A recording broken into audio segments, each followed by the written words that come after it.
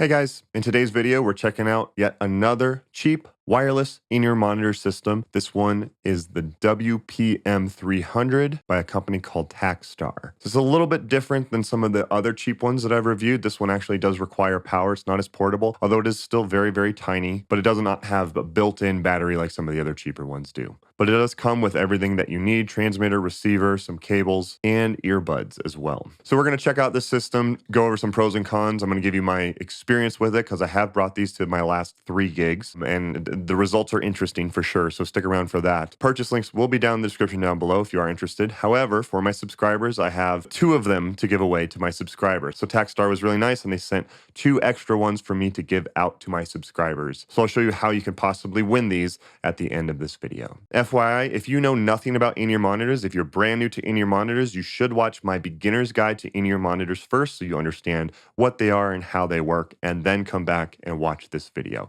If you're brand new to in-ear monitors, definitely watch that video first. So before we get started, I post videos like this all the time, stuff on wireless, in-ear monitors, MIDI, gear reviews, finding cheap stuff for musicians on Amazon. If you're interested in seeing more videos like this in the future, don't forget to subscribe. Don't forget to ring the bell to be notified when I put out new videos, and hit the thumbs up button if you found this content helpful. All right, let's go ahead and check out this cheap wireless in-ear monitor system. So this is everything included. It does give you quite a bit of stuff. So obviously you get a manual if you need help on how to use it.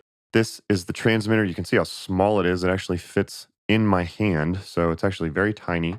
The antenna that goes with it, the receiver, which lives on you, power supply, and then of course I'm always glad to see this when companies include these. So you get AA batteries. It always just drives me nuts when companies just leave out AA batteries when you need AA batteries in order to use it. It does come with earbuds, which is really nice. Some of the cheaper ones do not come with earbuds, so that is really nice that they include these. And they are the over-the-ear ones, so they actually do loop over your ear, which is usually what I do recommend. And you got removable tips so that you can change the tip on the earbuds in case if it doesn't fit your ear. And it does come with a couple of different adapters to fit your needs.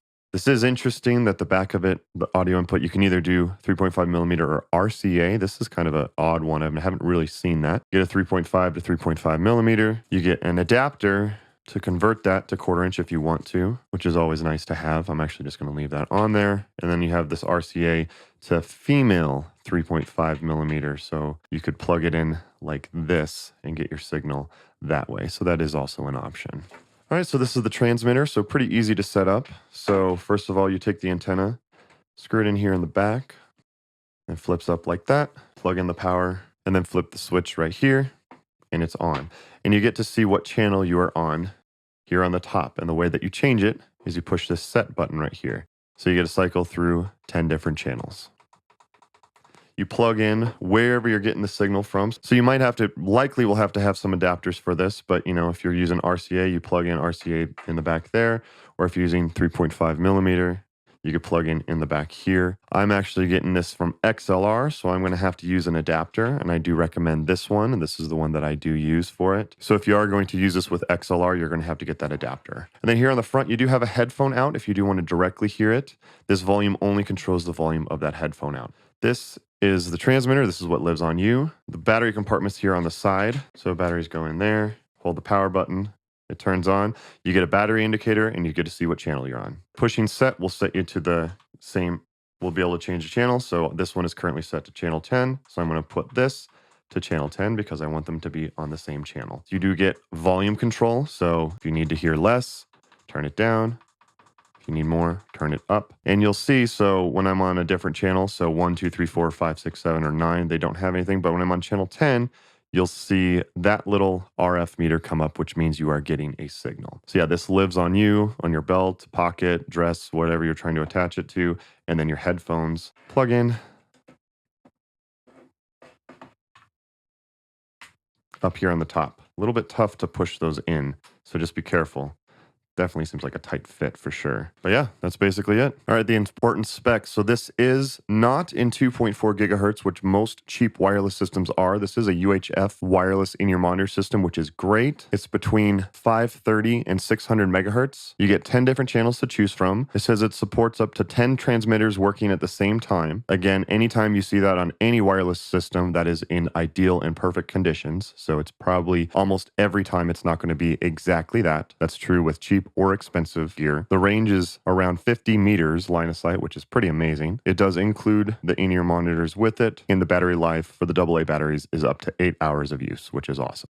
Okay, so as far as pricing, as of the time of this video, this goes for $130 on Amazon. Purchase links will be down in the description down below. It seems a little high priced because for me, you can find some more portable ones that have built-in batteries for about the same price or cheaper, which I have reviewed on the channel before as well. But that's still not bad, compared to like entry-level SHURE and Sennheiser systems will cost you $600 to $1,000. So that is still a pretty good deal for this system. So this is a stereo system, but it's not a true stereo systems. So with a true stereo system, you have two inputs into the back of the transmitter, and then you can pan either in an app or on the belt pack. This one will send you a stereo signal. You'll get sound in both ears and you'll hear separation. If you're sending from, an iPod or something like that, you will hear the stereo separation, assuming you're using a TRS cable or the RCA cable. If you're getting a stereo signal, you will get a stereo signal. I get a lot of comments on these is like, is it stereo? And everyone seems to have a different definition of what stereo is. This is a stereo system. It is not a true stereo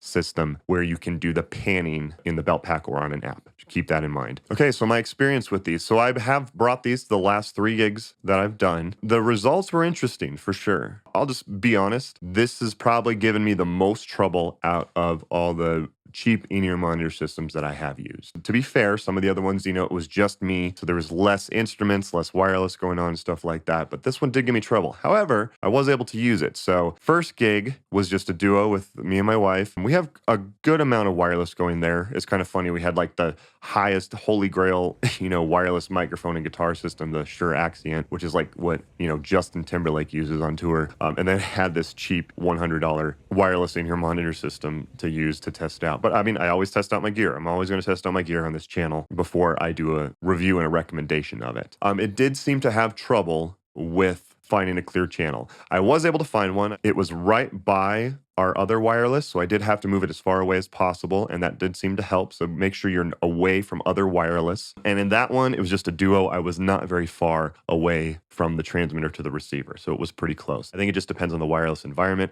At that first show, it was even my Sennheisers, were having trouble finding a completely clear signal. Obviously, the $1,000 Sennheiser is going to do a better job at finding and have way more frequency options. This one has 10. My Sennheiser has like 3,000 options for frequencies, part of what you're paying for with more expensive stuff. But it definitely was a little bit tougher. My second gig, I couldn't find a clear channel. We were in downtown Denver, a place we play a lot. It was during Oktoberfest. There's a lot of stuff going on. Super, super fun show. I could have messed with it a little bit more to see if I could have found a better channel. But in all honesty, it was packed. Like, that place was packed. We had a fill-in drummer who did awesome. Our normal drummer, he handles a lot of harmonies, so I had to sing more than I normally do. So I was just like, you know what? I'm not going to mess with this. I'm going to use my Sennheisers. And that's something I'm going to get to here in a little bit about who this is for and understanding cheap gear. But let me get to my third gig. The third gig, actually, it worked really well. I tried it during sound check and it worked fine. It worked really well. What ended up happening is that my singer's in-ear monitor system wasn't working, so I had to switch him over to the XVIVE one, which I've reviewed as well. I did not give him this one because I'm not going to have the lead singer try an experimental in-ear monitor system. I gave him a more reliable one that I've used before.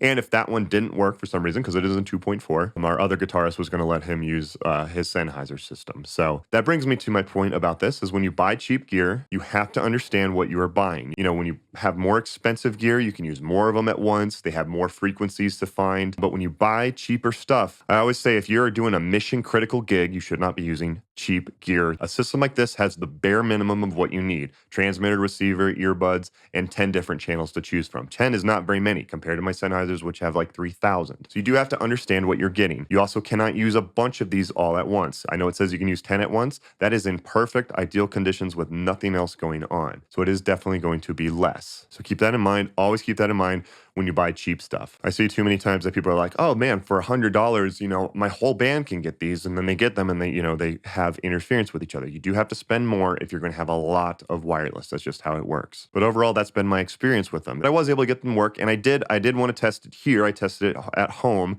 with no other wireless going. I plugged them in. I, ran out of my audio interface, played some music, and ran up all around the house, and I didn't drop out once. So I can confirm that this is still a usable system for sure. It did give me more problems live than some of the other ones. That's just what happened. Okay, pros and cons. So pros, I really like that this is in a UHF. Most of these cheap devices are in 2.4, which can be problematic, and you should watch my video to understand why 2.4 can be problematic. So if you're having trouble on 2.4, this might be a good option for you. I really do wish they would make one in 5.8. I found one, and it's like $300, which I think is overpriced for like a portable, cheaper in-ear monitor system. If you guys find one that is in 5.8 that is cheaper, you know, $200 or less, please leave a comment down below. I'm definitely curious to check those out. Another pro, it is very tiny, very lightweight. I mean, that's kind of a pro or a con because it is very cheap feeling, but it is very lightweight, very portable, very easy to carry around with you. And it comes with everything that you need. Transmitter, receiver,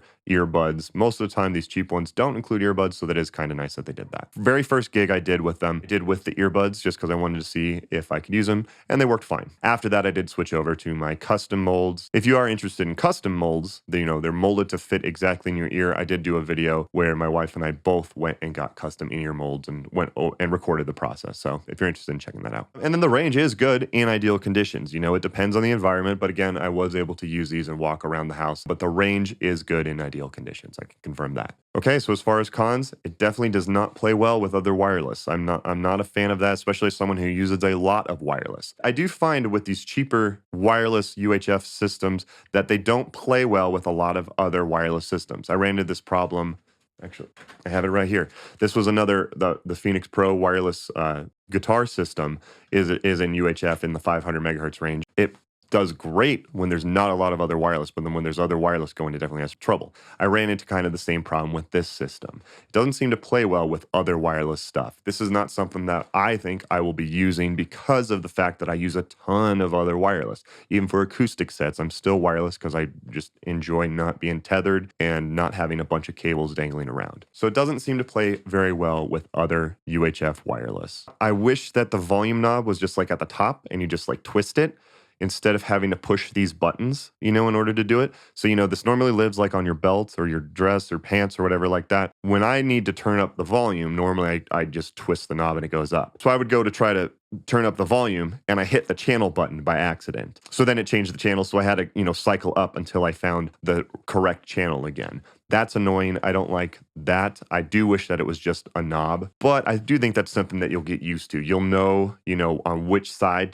to put your hand, and then you'll know this is up and then this is down. So I'm not even looking at it. I know this is up, this is down, and this is changing the channel. So you do get used to that. I do wish that it was a knob instead. As far as tone, I do think it is a little bit clippy. In all of the stuff that I've done, when I played just music through it, it sounded fine. Vocals, my vocals tended to clip it a little bit. Was it still usable? Yes. I'm not a super big tone snob. You know, I don't have to have the most purest tone. I kind of just want something that works. I was able to do gigs with these. I sang into these. It was fine. I could still hear my pitch and everything. It definitely can clip pretty easily. So just make sure you're not sending a bunch of stuff into this system and not running it super hot and stuff like that. Again, still usable. I don't like that it is clippy. Lastly, another con, I really don't like how tough it is to put your earbuds into the headphone slot. Anything that you have to like really force, that kind of seems like something that could possibly break. It's been fine so far. I don't like how tough it is to make those fit. One more con, I do wish that it had XLR. It's kind of weird that it's RCA or 3.5 millimeter, but you can get away with that with adapters, so it's not the end of the world, but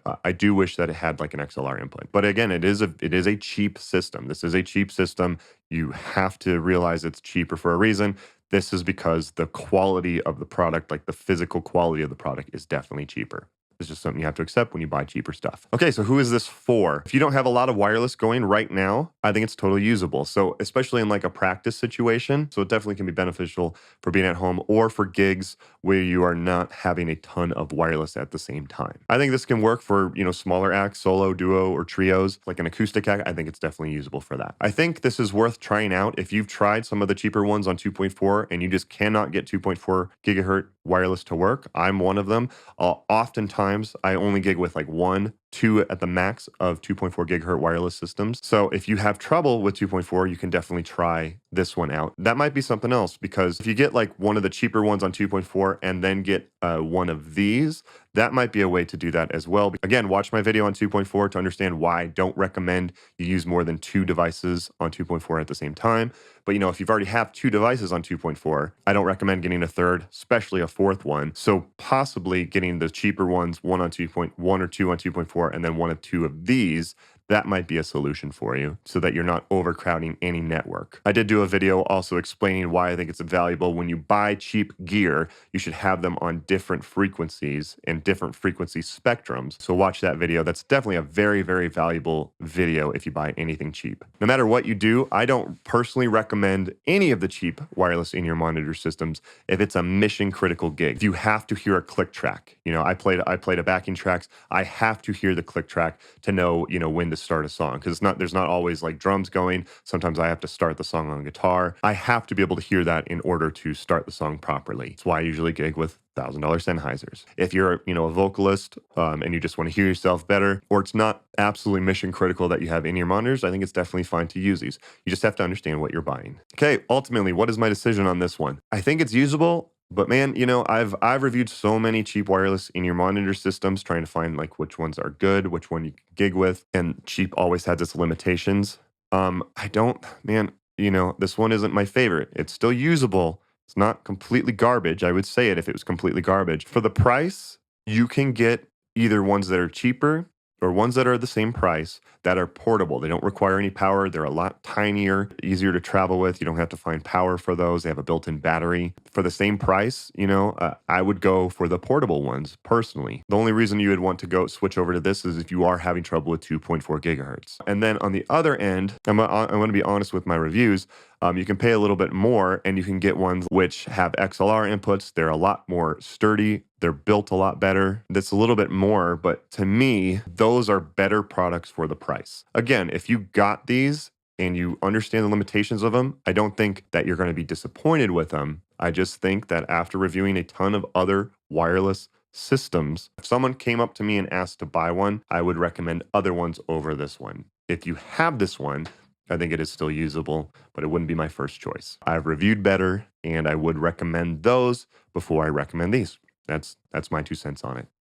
So, again, after saying that, again, they're not unusable. You can definitely still use these. So I am going to give away these 2 to 2 of my subscribers. I don't want you to think that I'm giving you a crappy product or something like that. So all you have to do is you have to subscribe, and then you have to leave a comment down below. You can say whatever you want. Anyone who comments down below will be entered to win this wireless in-ear monitor system. And again, I'll be picking out 2 winners because I have 2 of them to send to you guys. So thank you guys again for supporting the channel. I sincerely appreciate it. I always like to be able to give back to you guys. It's cool to see how much this channel has grown, and I like being able to give back to you guys. So thank you so much. And I will do the drawing for who wins in my video next week. All right, before we wrap up, let's see who's going to win the Mighty Plug Pro from the video last week.